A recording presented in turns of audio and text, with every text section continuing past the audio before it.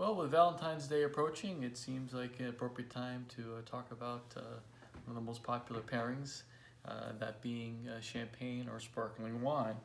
While I do love my champagne, and certainly Veuve is probably my favorite, I also thought that it would be interesting to talk about some of the other sparkling wines available from other parts of the world. So what we have here is a collection of some interesting choices, and we're going to go through them one by one and talk a little bit about them, their origins, where they come from, and hopefully this might spark some ideas for you when you're going to shop for your Valentine's Day beverage. The first wine I want to introduce you to is a wine from South Africa.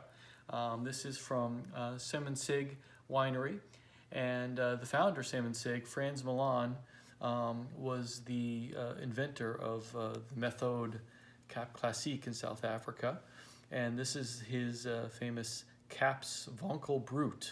This is a 2018 vintage, and this winery was founded back in 1971, and this is a Brut, which means it's quite dry. The actual residual sugar content in this is 3.8 grams per liter.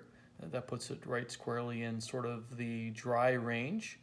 If you're not used to the terminology around champagne and sparkling wines, champagnes are quite confusing because the driest ones are called Brut, and the more sweet version is actually called extra dry or a demi-sec, just to confuse you even more. So the Brut is the driest, and it's what you would typically consider the flavor of champagne.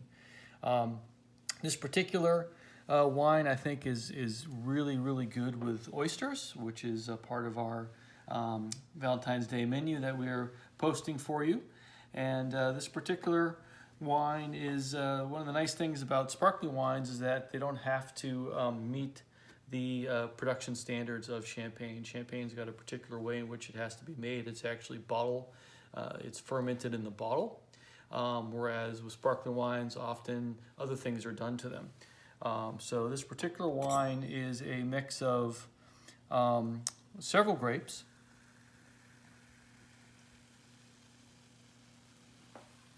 It consists of 55% Chardonnay, 43% Pinot Noir, and 2% of Pinot Meunier.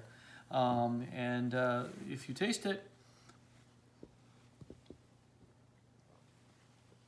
you'll get a nice sense of peach and fresh apple and pear, and maybe just a hint of readiness because there is some Pinot Noir in this, don't forget. So it's got a little bit of raspberry to go along with it.